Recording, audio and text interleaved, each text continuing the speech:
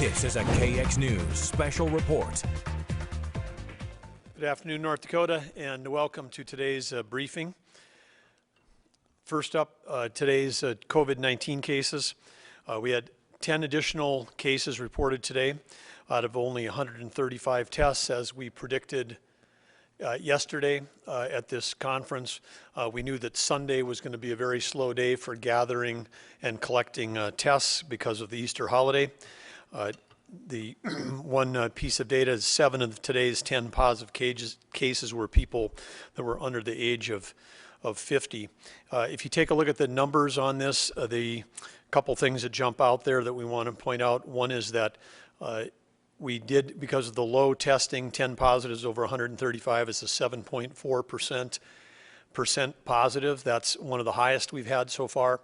But again, likely because of some of the sampling, the targeted sampling that we're doing, and also because of the low numbers. One number that's important to look at in the lower right-hand corner, the 3.1%, that is our rolling run rate since the beginning of this in terms of the number of tests positive. So that's the 341 positives over the 10,916 total cases. That remains the second best in the nation. If best is low positives, only Hawaii has got a lower percent positive than North Dakota. If we go to the next slide, again, the thing we want to focus on here is not cumulative cases, but number of active cases. And if you take the number of active cases we have is 194 cases, so closing in on that 200 mark. That is against 138 that have recovered, and again, only 13 that are hospitalized. One of the things that when we net to get that active, we're netting out recovereds minus the deaths. And because again, we had more people that recovered than the 10 positives.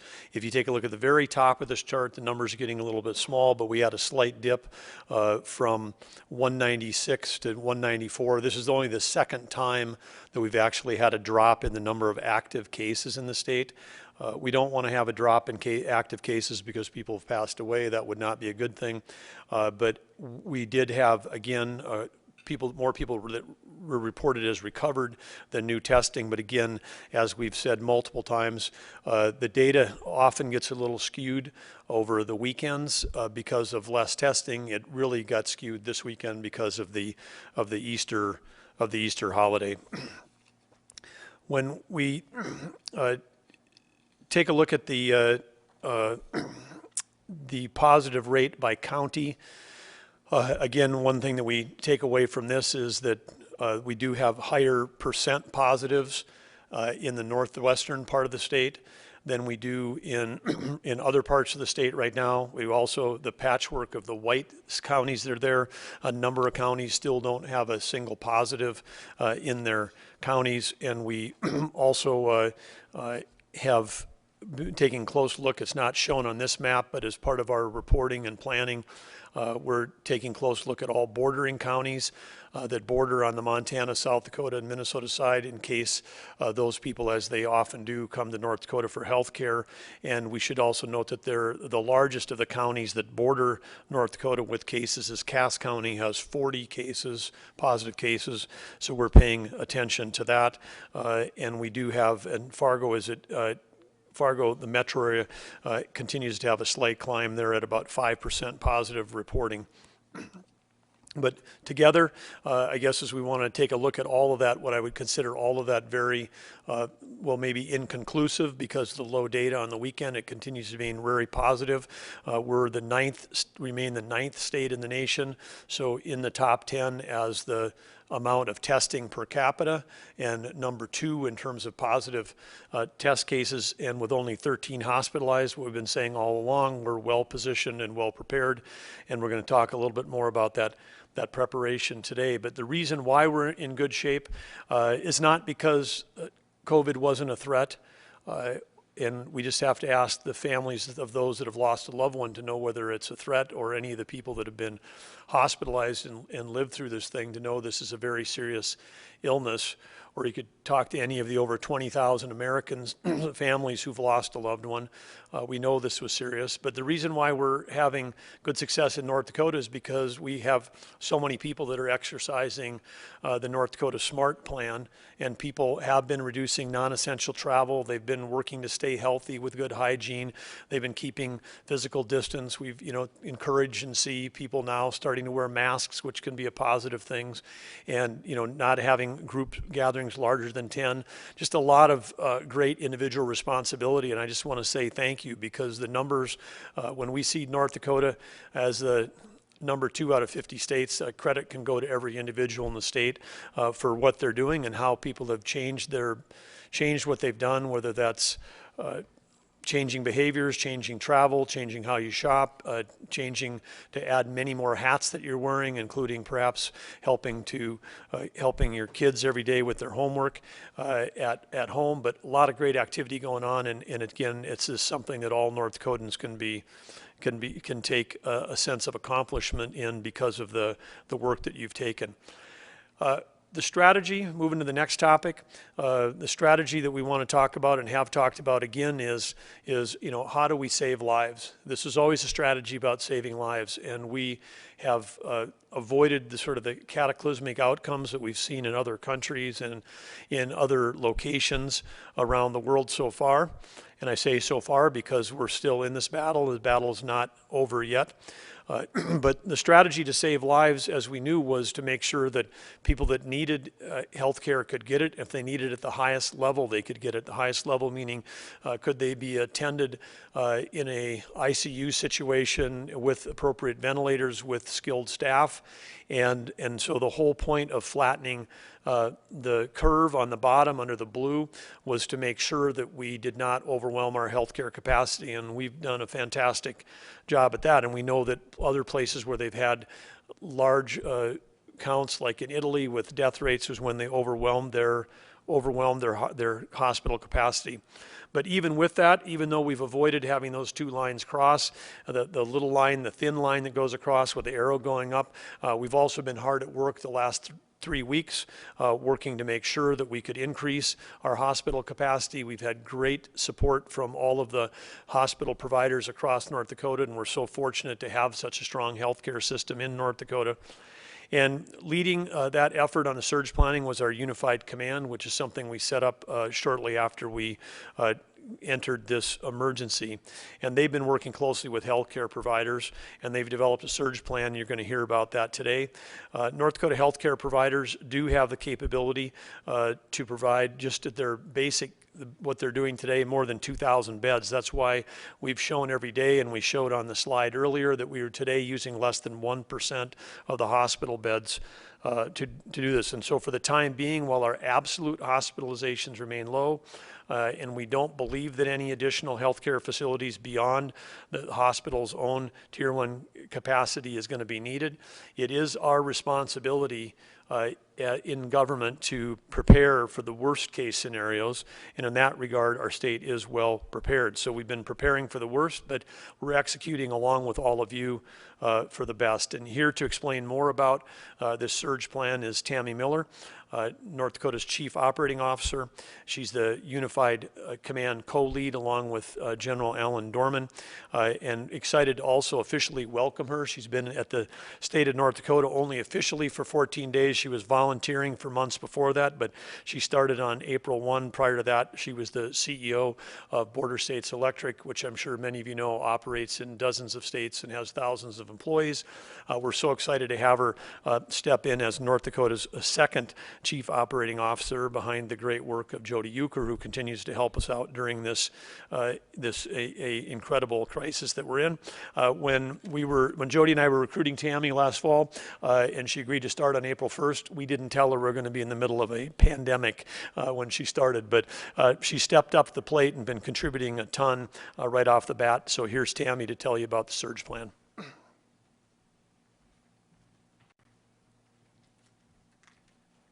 Thank you, Governor. It is just a great privilege to be part of Team North Dakota and to be a co-lead on the Unified Command working alongside General Dorman. You all know that a couple weeks ago the Governor mentioned that we were working on this surge plan, and we have been working diligently with a lot of other agencies, including Department of Health, the National Guard, DES. We've been working with a lot of hospitals, a lot of other community leaders, and we have a very good plan. Today I'd like to share some highlights of that plan, and then I want to share, though, to start, our overall mission. Our mission is to protect the citizens of North Dakota and to minimize loss of life and economic hardship. So as we put together this plan, the overarching goal is to ensure that our hospitals and communities will have the resources they need to handle any surge in COVID-19 patients. This plan will define the roles of all the parties that are in the plan, as well as all of the resources that are available. So for the purpose of our plan, we looked at 50 hospitals in the state of North Dakota, and we identified their bed capacity, and we have put their bed capacity and other resources into a number of tiers. So we start out with Tier 1, and that is really our current state. So the existing hospitals work within their current capacity for licensed beds, for staff, for equipment and supplies. When they reach capacity at Tier 1, then we move into what we call the contingency plan, and that has two tiers, Tier 2A and 2B. At 2A, the hospitals are operating within their increased bed capacity, and for the most part, they are using their existing staff with some equipment and supplies supplemented from the state of North Dakota. When they reach capacity at Tier 2A, then we move to Tier 2B. At this level, the hospitals need to increase their bed capacity. They are exceeding their staffing capacity, and they're tight on supplies and equipment. And the state will come in at that point and supplement equipment and supplies, like at level Tier 2A, but we will also start helping supplement staff. We have some resources for staff that I'd like to share with you. We have the volunteers in the Public Health Emergency Volunteer Reserve and the Medical Reserve Corps. We have a database of potential volunteers that include doctors, nurses, pharmacists, and EMTs. And today we have about 1,200 volunteers with the Public Health Emergency Volunteer Reserve and the Medical Reserve Corps. That Corps can also quickly call up other licensed professionals to increase the number of volunteers that we have available. So after 2A and B, if we exceed our resources, then we would move into Tier 3, which really is a crisis situation and a place that we don't expect to be.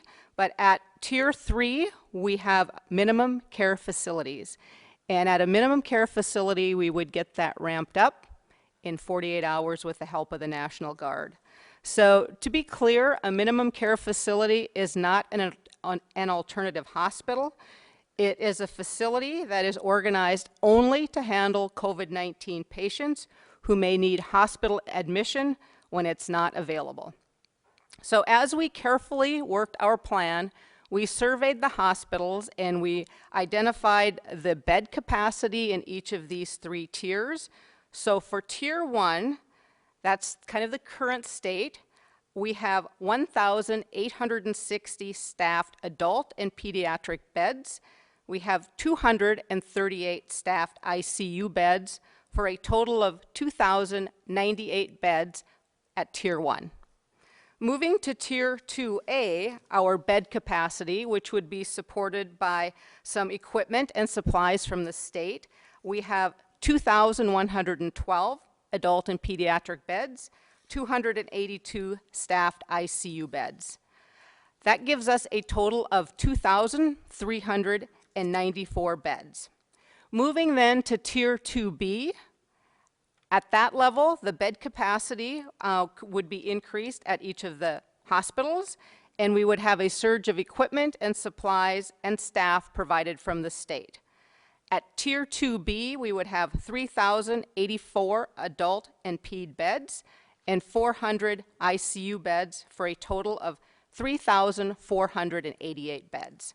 So without any additional capacity from the state, we have about 3,500 beds available with equipment, supplies, and staff supplemented from the state.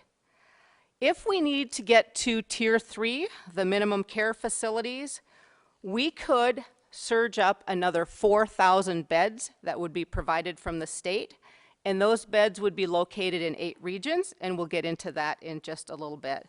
But let me be clear, we do not expect that we are going to need 7,500 beds for COVID patients. As the governor said earlier, today we have 13 COVID positive patients from North Dakota in North Dakota hospitals, less than 1% of our capacity. But as the governor said, we do want to be prepared. So the North Dakota Health Department will help us monitor the bed capacity. We do get information from the hospitals 2 times a week through survey, and that will move to daily starting on Thursday. So in the unlikely scenario that we would have to set up a minimal care facility, we would first establish these facilities in Fargo, North Dakota, and Bismarck, North Dakota. We have pre-positioned 200 beds at the Fargo Dome and at the University of Mary in Bismarck. So each Tier 3 facility would also have a medical team led by one of the local hospitals. And we know we have competing hospitals, great healthcare systems in Fargo and Bismarck. So in Fargo, we would have great coordination between Essentia and Sanford. Sanford would be the lead hospital. And in Bismarck, we would have great support and coordination with CHI, St. Alexis, and Sanford would be the lead hospital. So although we've identified a lead hospital, both Essentia and CHI, St. Alexis would be very, very important and very supportive to providing medical care as we move through a crisis in Tier 3. If necessary, we would then set up 6 additional sites in the state of North Dakota, and those would be Tier 3 facilities, minimal care facilities. The locations that have been identified are Devil's Lake at the Lake Region State College Gym, and our lead hospital would be CHI, St. Alexis, in Devil's Lake. In Dickinson, we would be at Dickinson State University, Weinbergen Gym, and our lead hospital would be CHI St. Alexis Health in Dickinson.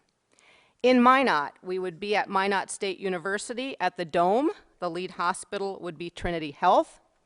Grand Forks, we would be at the University of North Dakota Wellness Center, and the lead hospital in Grand Forks would be All True Health.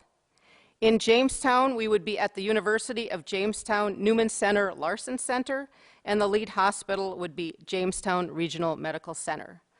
And the 8th site would be in Williston State College, Thomas Witt Leach Complex, also known as the Well, and the lead hospital would be CHI St. Alexis Health. So that's the plan for those minimal care facilities, and again, we don't expect to ever activate a minimal care facility, but we do have a plan for a worst case scenario. If we do set up a Tier 3 minimal care facility, the administrative management for that facility would be provided by our North Dakota National Guard. We had mentioned the role of the lead hospital. In a minimal care facility, most of the staffing would come from volunteers. We expect it would be friends and family members who would be provided personal protection equipment, training, food, and housing. So that is a high-level overview of our tiered plan for the surge if it does happen, the Tiers 1, 2A, 2B, and Tier 3. This plan was put together with a lot of cooperation from other agencies and communities. Each hospital has their own plan to support this. We also have a long-term care plan, and an emergency medical services plan that will complement this plan. As I said, we don't ever expect to use the Tier 3 level of this plan, but we are well prepared.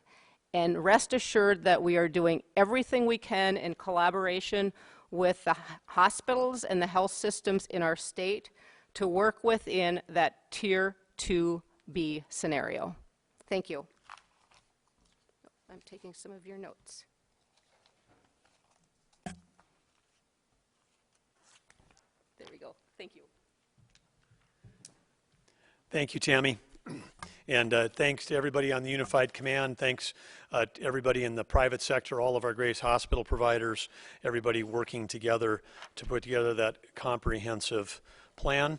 A lot of detail behind the summary that Tammy just shared, but again, know that we're very well prepared. Next up, new topic has to do with our tribal partnerships. And as you know, as we've been working across to slow the spread across COVID-19 across North Dakota, we've been working diligently from the beginning with the 5 great sovereign tribal nations with whom we share geography to make sure that we've got plans and capabilities to protect all North Dakotans. And we've had some great weekly calls from the start that have gone for hours. Some nights as we've listened to specific concerns and challenges within the tribal lands in North Dakota. And we've been working with, we're ready for if there was ever going to be a spike in any of these locations. As you know, that we did do some additional testing in Montreal County, both on Saturday and yesterday. We did that in partnership with MHA, Local Public Health, the North Dakota Department of Health, and the National Guard. And I do want to say again, we were able to collect 282 tests during that time frame. And some people might think this is really targeted, but when we go out and hold one of these drive-up testing, we get a lot of interest. People from addresses from 13 different counties came and got tested in Montreal, and 5 different states. And the 5 different states, I think, also can reflect the fact that up in Montreal, you're getting into the heart of the Bakken up there, and so that's why we may have had folks from different states. We've got 214 of those 282 tests back with the 10 positives so far. And so again, we do this because we want to stand shoulder to shoulder, ready to fight for the health of all North Dakotans, and we're super grateful for the great relationships we have with the tribal leaders and their councils, and the great communication that's going on. But the person that's at the point of all that communication between the governor's office and the state, of course, is Scott Davis, who's doing a fantastic job as executive director of the North Dakota Indian Affairs Commission. Scott's going to join us today to give an update on all the things we're doing with the 5 great tribes with whom we share geography. Scott, thanks for being here. Thank you, Governor. Good day, North Dakota. Good day, tribal nations. Petuwashte, bonjour, ani. Before I want to get into the kind of the nuts and bolts of my comments today, I just wanted to start out with when this pandemic started out weeks or months ago. Time I'm sure flies faster these days, but when a declaration of emergency comes to our state, and particularly to our tribal nations, there's a couple ways that a tribal nation can declare. And in this case, under this scenario, the tribes have all declared the state of emergency in partnership with the state of North Dakota.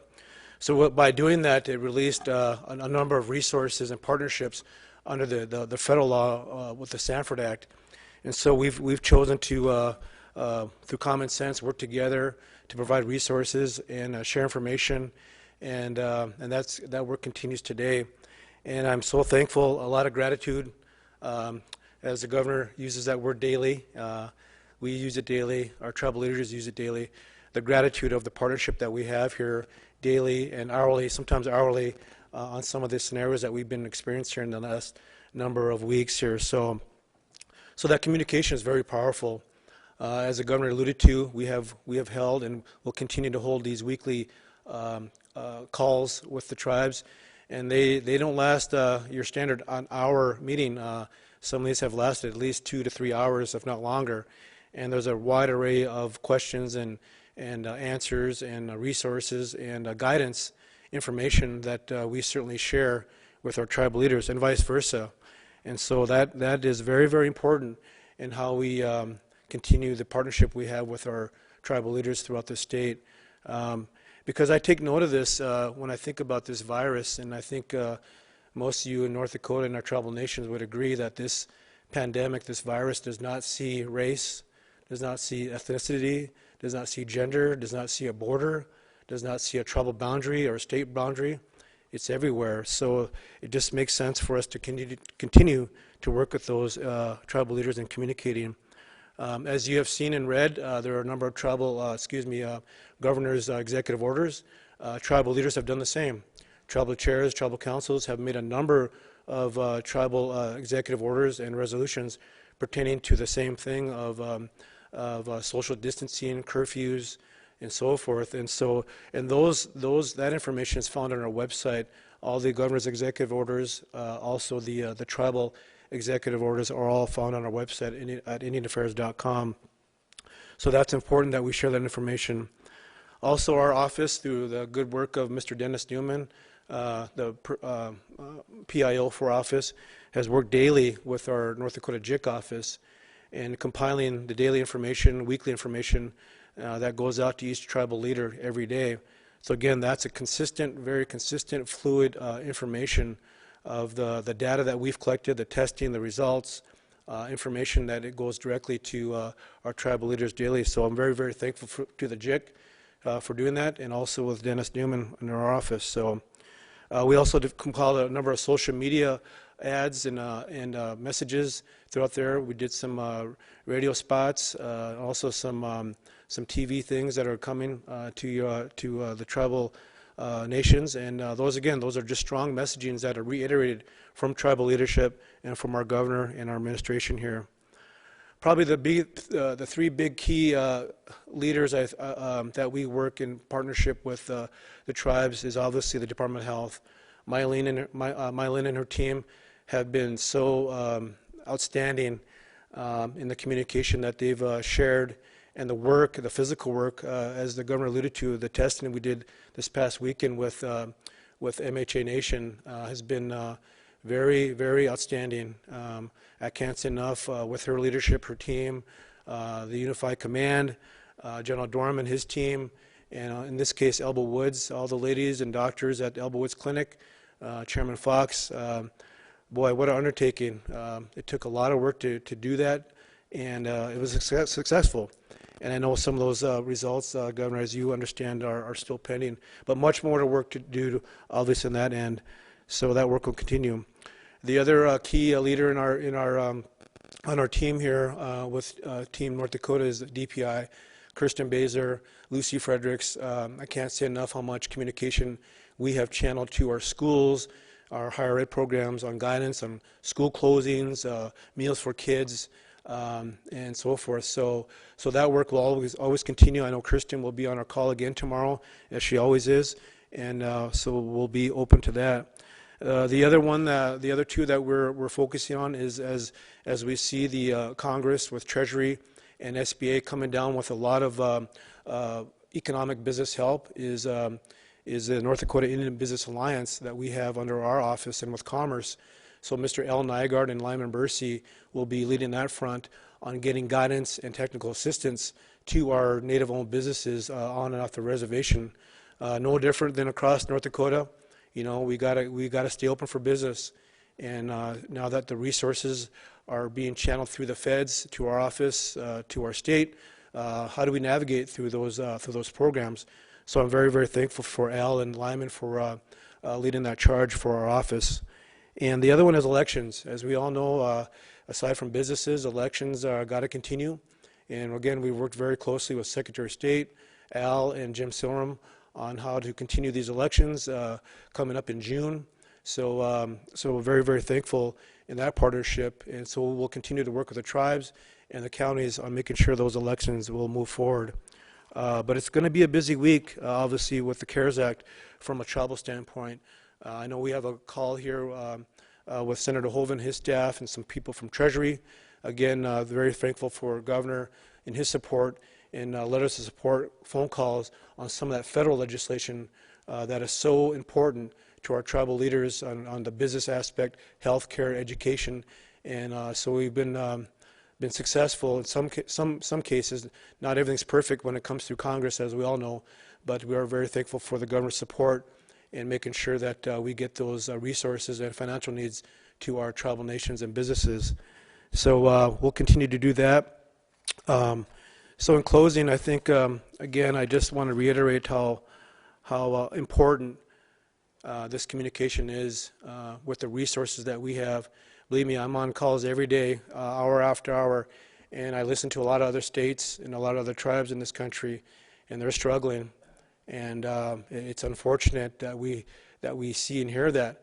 But these are the examples of the work that we've done in the last 3.5 years with the governor and lieutenant governor and the team, Team Burgum, and making sure that resources are available for our tribes. And this is an example of it. And so again, it's a lot of gratitude for that. But take note, this virus is real, and it's powerful, and it's something that we really need to respect. And I'll have to say it again, we really need to respect that. I mean, we have guidance out there. There are rules, whether they're state or tribal, and we as relatives, speaking from a relative standpoint, we need to follow those. We need to follow those back home. Tribal councils have made decisions, tribal leaders have made decisions, and these rules are just not for show or play. This is real. So we really need to respect what this means to our people. And because we all know in the country we've been through a number of pandemics in the history of our people, and I'm very confident by following the rules and taking courage, don't panic, getting the facts. I know there's a lot of hearsay out there and gossip and so forth on Facebook, but get the facts.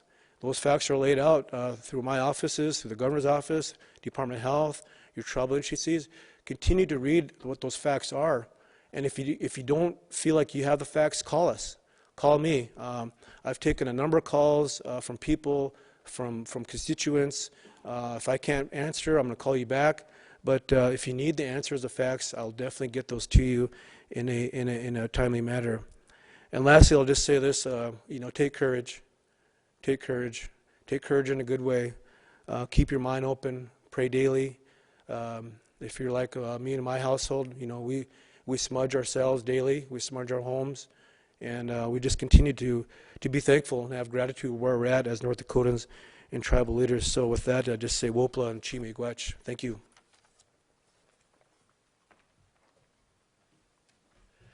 Thank you, Scott, for your leadership. Stick around, Tammy and Scott, for questions later. I would just add on the back of Scott's comments some gratitude, first of all, to the CODEL. We've got a great CODEL, and of course a lot of things tribal relate to federal, whether it's Bureau of Indian Affairs, Indian Health Service, Indian Education, so many complex federal rules that touch and make the challenges there during a pandemic even harder. But I want to thank them, and I especially want to give a shout out to Senator Hoeven, who chairs the Senate Indian Affairs Committee. I spoke to Senator Hoeven last night. He's fighting hard, as you know, Scott, with Secretary Mnuchin to make sure that all the rules can be adjusted to make sure that the aid in the SBA packages can fully reach all of the entities on a tribe, including the tribal casinos, which are often the biggest employers in those communities. So thank you to them. And then also want to give a shout out to all the tribal leaders, but especially the chairs, in addition to Chairman Fox, who was mentioned here, that we collaborated with on the testing, but Chairman Faith, Chairman Azure, Chairwoman Kavanaugh, and Chairman White. All of each of you have been fantastic, both in your frankness, your openness, your questions, and we appreciate and treat the relationship with real respect, and thank you. As I've told many people, I think there's a lot of hard jobs in elected jobs, whether it's a mayor, a county commission, a township, a school board member. Those are hard jobs. The hardest job in elected job in anywhere in our state is if you're elected as a tribal chair, because you got to deal with all those entities plus all those federal agencies. It is one hard job, so I have great respect for those that are stepping up and serving their people, and I know they have one thing in common, which is they all care deeply about their people. So thank you for that. Next topic. is a behavioral health update. We've tried to include a little behavioral health update every day because we know that one of the side effects of the prolonged isolation that we've asked some people to participate in as they try to do the distancing of others. We know that that creates other challenges, but I want to start off with some thank yous because behavioral health is health. I think sometimes we think of health as something you go, you go to a clinic or go see if you got a broken leg or you got some kind of physical illness, that's when you use the healthcare system, but mental and behavioral health is also health. We need to start thinking about it on equal footing as we do any other form of health, and the services and the supports that are provided by behavioral health professionals are more important than ever. So I want to kick this section off with a gratitude to all the behavioral health professionals in our state who continue to serve individuals and families, whether you're a counselor, a direct service worker, a behavioral health nurse, peer support specialist, new program which we created that are working on helping people on their recovery, care coordinators, psychologists, and just family members that are there to be there when someone needs you. All of you are supporting the behavioral health of North Dakota, and so thank you for whatever role that you're playing. And today we want to go specifically to provide an update regarding the state's efforts to ensure a safety net for behavioral health services and to assure people that the behavioral health services are running uninterrupted for individuals being served at our state hospital in Jamestown. Well, the hospital the state hospital continues its COVID-19 preparedness efforts along with other hospitals, including current bed capacity is 100 with a surge capacity being prepared to go to 124. Additional 60 beds can be added on top of that. More than 400 employees that work there continue to provide the vital behavioral health services to those in need. But again, this is a very specialized organization. They provide specialized inpatient and residential care to individuals with severe, complex, or persistent mental illnesses or substance use disorders. So they've got a challenging job on any day of the week and a job they do with great hearts, but now they're having to do that like many other residential facilities, having to take the extra care under the threat of COVID-19 because it's a challenge for the patients and the staff. And I want to say thank you to all the members that work Team ND who continue to care for our citizens who are really challenged with behavioral and mental health as well as physical health issues. They're also on the front lines right now and taking all the precautions to keep themselves and their family members and our residents of those facilities safe. So great job, way to go team. Next topic, quick update. As of noon today, more than 17,000 participants are using the Care19 app. Again, you can download this at the Apple App Store, completely confidential. If you haven't done it, check it out. I've got mine downloaded on my phone, as does the First Lady.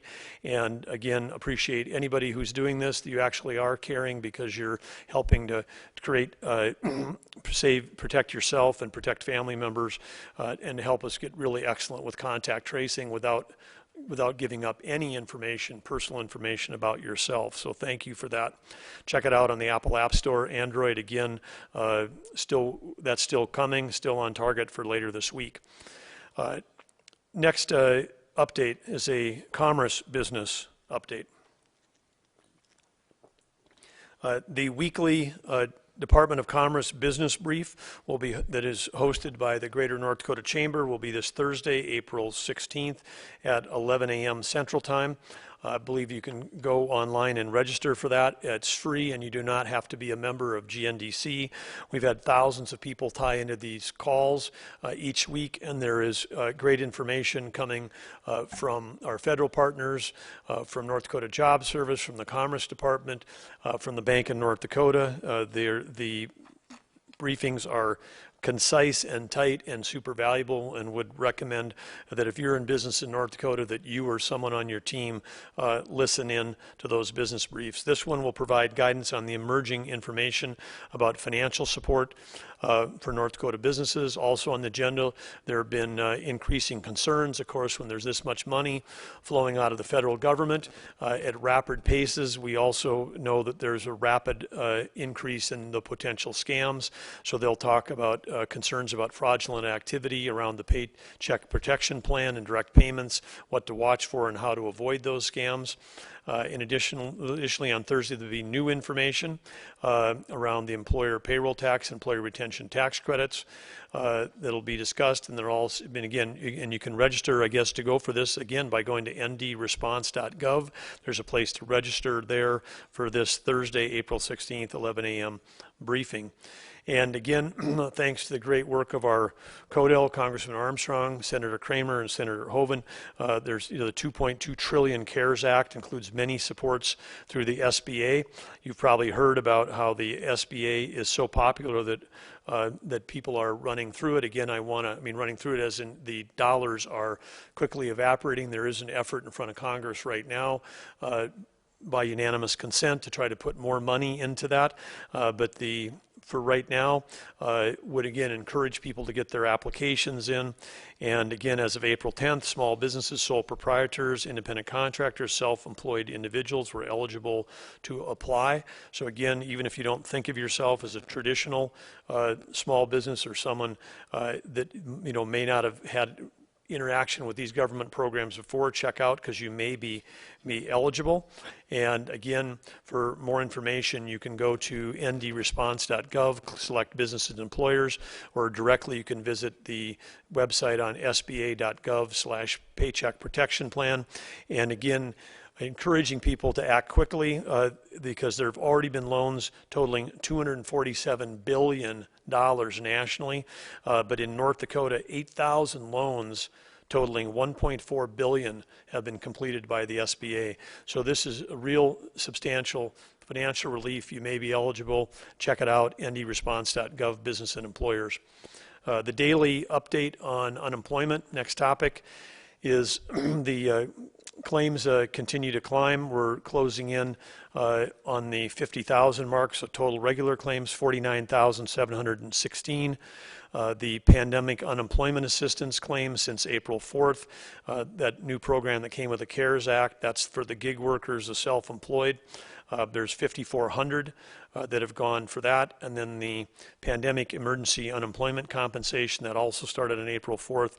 There's 5,426. That's for people that were unemployed, but their unemployed benefits ran out and they can apply for additional 13 weeks. So again, check out that information at ndjobs.com for more information on those programs. Closing, before we go to the gratitude section, we always like to add a little good news.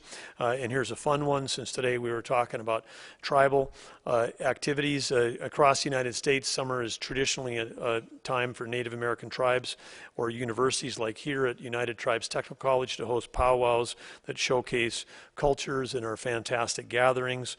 And this year, this spring, of course, many powwows have been postponed or canceled. But there's of course new things popping up all the time that have not stopped people from gathering, at least virtually. And the Social Distance Powwow is a public Facebook page where more than 150,000 members have joined Native American cultures by sharing songs, dances, and words of solidarity, words of hope, and words of prayer. Vendors who might otherwise be physically attending these this summer and make their living selling their beautiful beadwork, jewelry, and basketry or clothing, they're able to share their talents through a market page on this page. And this page even hosts weekly virtual powwows with a live lineup of volunteer drum groups, singers, and dancers. This week's Social Distance Powwow will take place Saturday, April 18th in two sessions, one from 12 to 1:30 Central Time and another 6 p.m. to 7:30 p.m. And it's just one example of creative and innovative ways that people are using and embracing technology to rise above the challenges today, to continue to come together to celebrate culture and tradition. The North Dakota Indian Affairs Commission, led by Scott Davis, is also inviting tribal members to share video messages of hope and prayer, which are either spoken, sung, danced, painted, or drawn, any forms that send a message of hope and comfort. And more information will be available from the North Dakota Indian Affairs Commission website. But thanks for everyone that's pitching in to slow the spread and finding new ways to connect while we're apart. We are all in this together. And in my closing gratitude comments today, we like to single out, there's so many people to share gratitude with, but today our shout out goes to all the public health hotline workers. There are so many of these on the national and the state level, and lots of different phone numbers which we've shared here. But just within the public health hotline within our own Department of Health, we've ramped that up. There's now 30 dedicated hotline workers who are over there rotating around to answer those calls. They've answered, hundreds and hundreds of emails and have taken over 8,000 phone calls to those hotlines, and they're working hard to make sure that citizens have factual and up-to-date and accurate information as we move through this crisis. And again, that hotline is available 7 days a week from 7 a.m. to 8 p.m., and that number again is 1-866-207-2880. 1-866-207-2880. When you call that hotline, take a minute and say thanks to the person that answers the phone. So with that, we say gratitude to everybody in the state that's helping us keep on this great track, and we'll move to questions. Jacob, first up today. I have a question for Ms. Tammy Miller, actually. Awesome, thank you.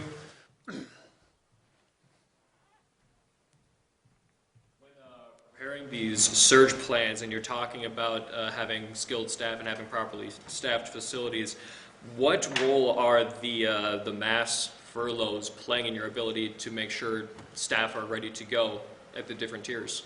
Well, I think each hospital is working very hard to evaluate their staff. I know many of them are bringing on staff, getting them trained up, so I think that will in some ways help our resources, because as we went into the pandemic, our state had full employment. We had 30,000 open jobs. So I think those furloughs will give us a little bit of a cushion. And then we do have retirees that we're drawing on and others who might have been out of the workforce. But each state, each hospital in the state has their own plan, and then the state would supplement it through the volunteers that we have in our database as well. Yes? I'd just like to follow up on that. Do you have a rough estimate about how many employees you'd need if you actually are at the Tier 3? Actually, I don't have that number, but I can assure you that each hospital is working that plan. We have been meeting with the lead hospitals one-on-one to make sure they have their plans in place, and then we will work with those next level hospitals later this week. And in addition to the hospitals, I know the long-term care facilities have good staffing plans as well. Yes? I was wondering how many hospital beds are currently taken up by non-COVID patients? We get those statistics every day, well, 2 times a week now, and it will start on Thursday daily, and approximately 50% of our beds are occupied. Each hospital, though, does have a plan to free up as many beds as possible. And they can do that through moving out swing bed patients, stopping elective surgeries, and some other avenues. Yes?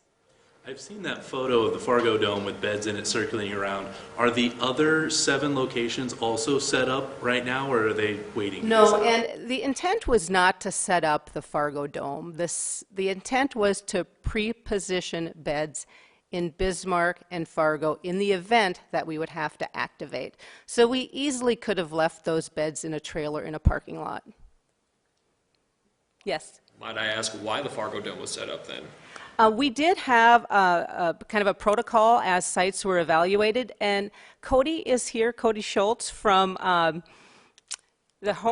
deputy from Homeland Security, and he knows the protocol for evaluating those sites. And if I could, I'd ask Cody to come up and share a few comments about the site selection process.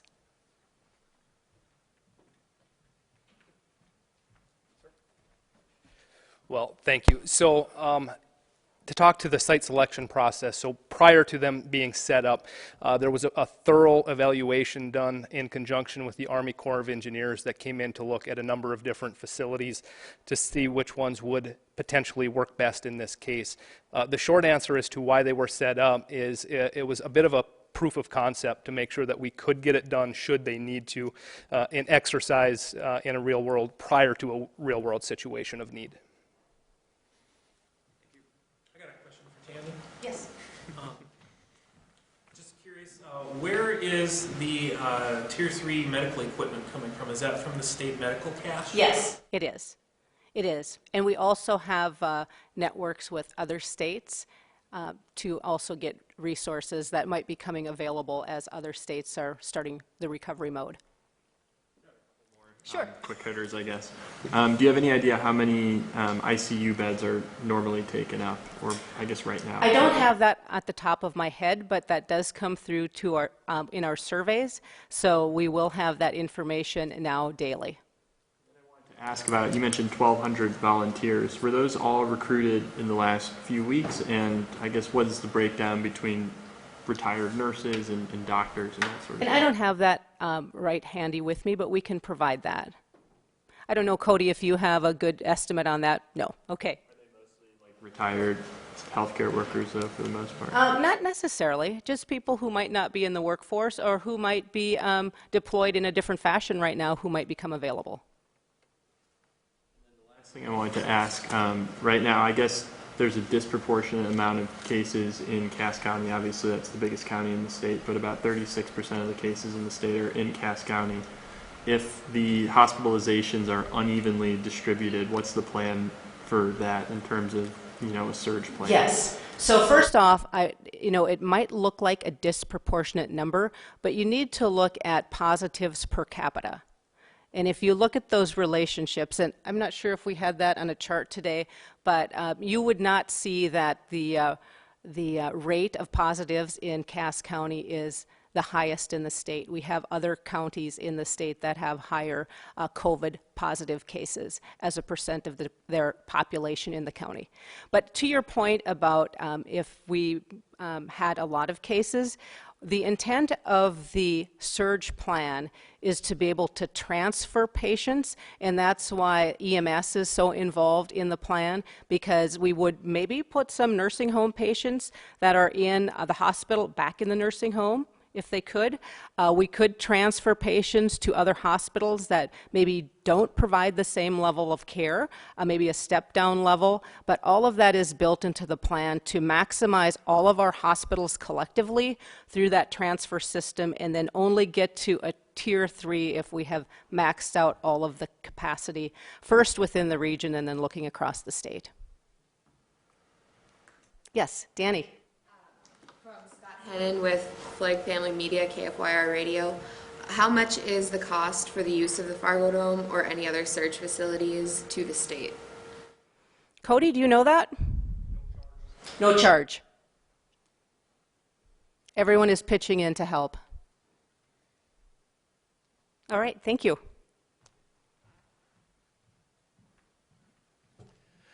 Jack and then Lane. Governor, you talked about the two types of pandemic unemployment claims that have come in. Have those $600, enhancements on unemployment, have those been started to be issued in the state? I know that that's the $600 relate to the one that I was describing as a pandemic unemployment insurance, which again, that's where we've received 5,410 of those. And I know that's what's been filed. I don't know exactly if those checks have gone out, but we'll get an answer to you. We'll go Lane and then online. Governor, the $1,200 stimulus checks are starting to circulate, but for some people that's not going to be enough for them, and they may try to go back to work, which could put themselves or others at risk. Is the state planning on doing anything to help prevent that? Excuse me, help prevent what? Help? People potentially going to work because they have to if the stimulus check is not enough for them. Well, I think the one piece that we're looking at, because I think many people will get the stimulus check, the $1,200 per person. If it's a family of four, then it's $1,200 plus $1,200 and $500 for each kid. So you're talking $3,400. So you've got that coming in for a family, or the $1,200 for an individual. That individual, separate from that, could also be apply for and receive the unemployment insurance that we've talked about. If they're a small business owner, in addition to the check, because there's really no qualification to get the check other than you've been an adult who is paid taxes or is also now registered to get the check if you weren't paying taxes before. because that really goes to everybody.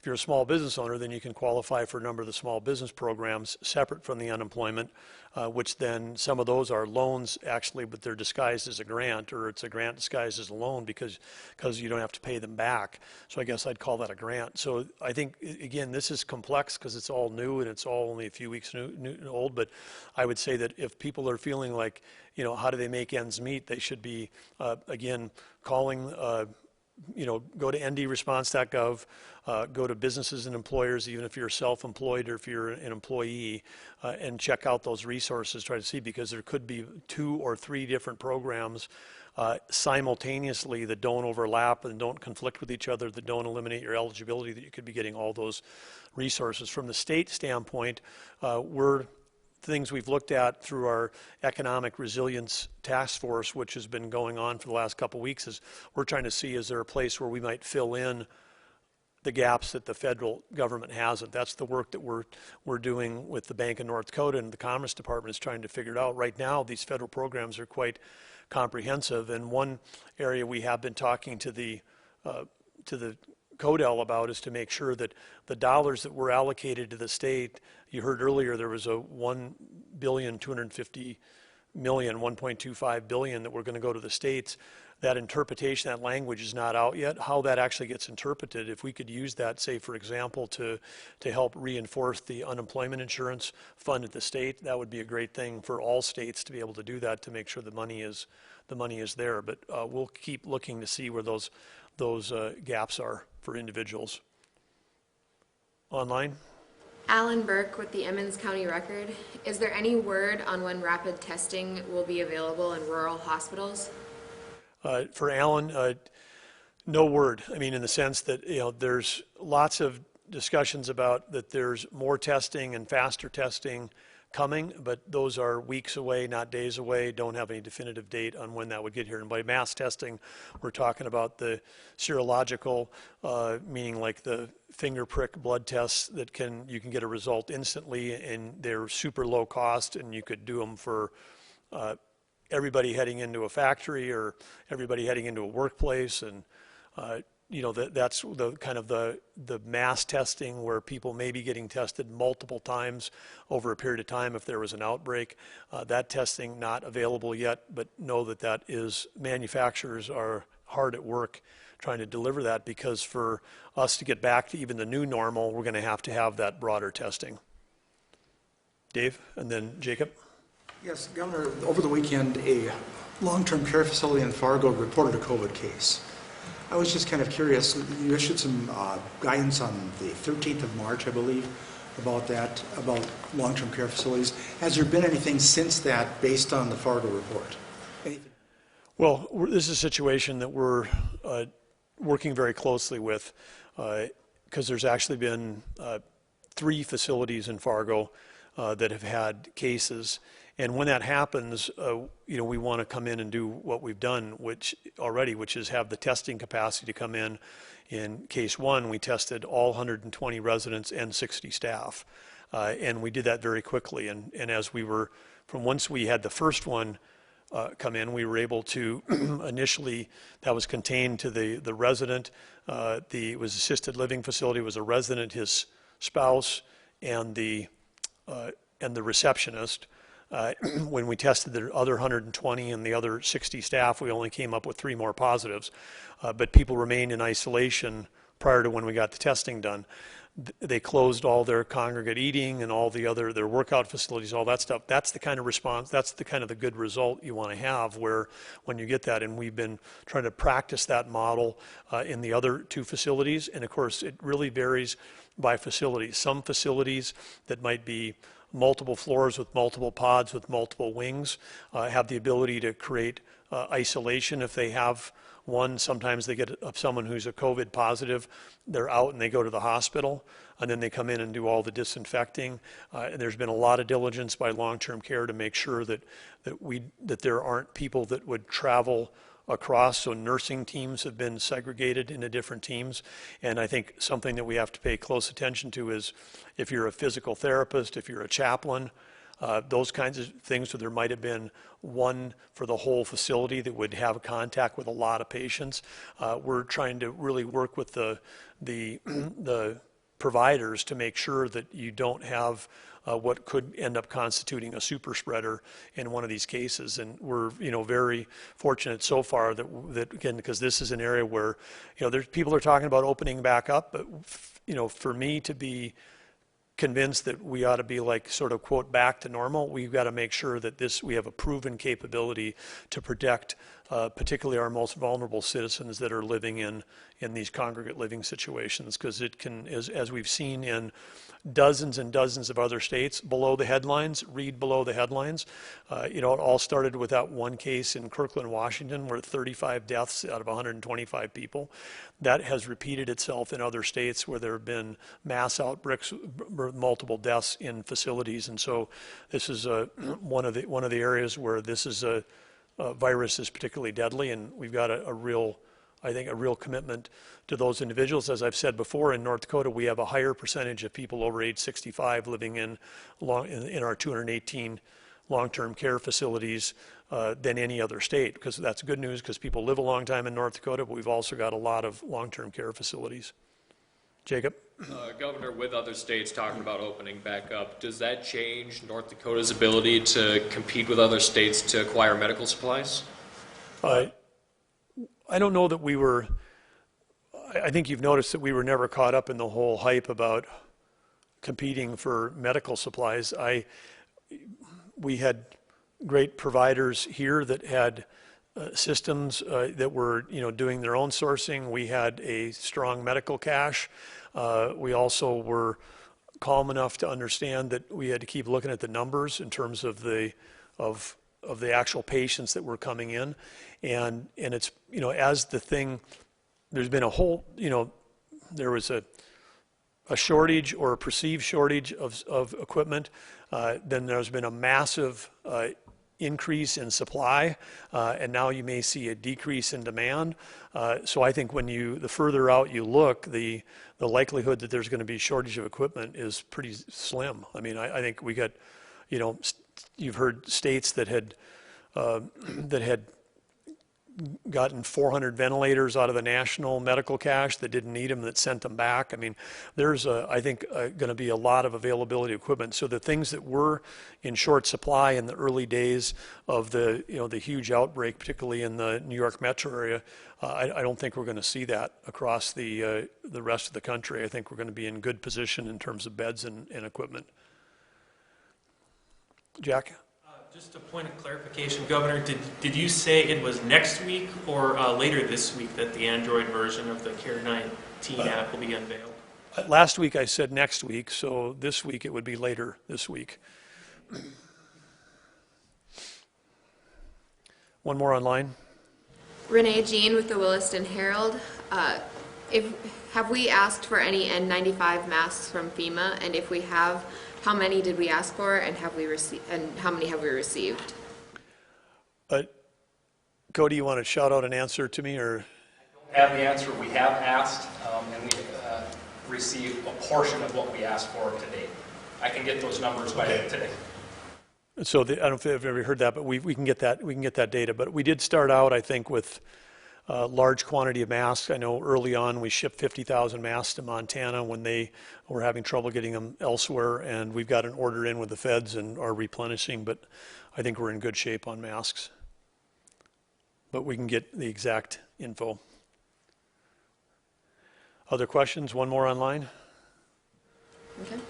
Matt Henson with WDAY. On March 27th, personal care businesses such as hair salons, tattoo parlors, etc. were closed. They have been unable to get unemployment, and when they applied for a small business loan under the CARE Act, they were notified they were only eligible for up to $1,000. Is there a plan to compensate these workers if closures are extended? I understand the question, but but in the context of the question, there was some information that's confusing me because that's not my understanding that they would be limited. I've never heard anything about that limit, and they should be eligible for the pandemic unemployment assistance claim. So I would just, maybe we can follow up with Matt and we can get the actual name of the individual that he's spoken to and contact them and see if we can help them. And if somehow they're not able to, we'll all have learned something. But I believe that there is programs available for, certainly those programs were designed for exactly that case of the, self-employed individual, gig workers, salon workers, all those folks. So if it's not reaching them, let's drill in and find out more. Said they are working to get the $600 checks out this week. Okay. That was a question, I'm not sure who asked that earlier, maybe it was Jack, but the answer is that the $600 checks, which are part of the pandemic unemployment assistance, that's the $600 on top of your regular, or if you weren't part of the unemployment insurance, it's just $600 payment that they're working to get those out this week. Okay, other questions? Seeing none. I want to again, close by just saying to all North Dakotans, thanks for tuning in. Thanks for everything you're doing to help keep North Dakota safe and healthy and to protect the most vulnerable. Thanks for your input. Thanks to the media for their questions and everything they're doing to show up. Thanks for everybody that's listening in from the media around the state. We appreciate the online questions as well. And as I look through the back of this room out at the sunshine and a little breeze blowing, I think that the snow is starting to melt here again. So maybe springtime is here again in North Dakota, or at least coming in the few days ahead. But with that, as always in North Dakota, it gives us certainly the hope of better days ahead. And I know that North Dakota is going to come through this because, as we always have, we've always persevered, we've always innovated, and we know that'll be the case this time around. So thank you, North Dakota. And we'll see you tomorrow at 3:30.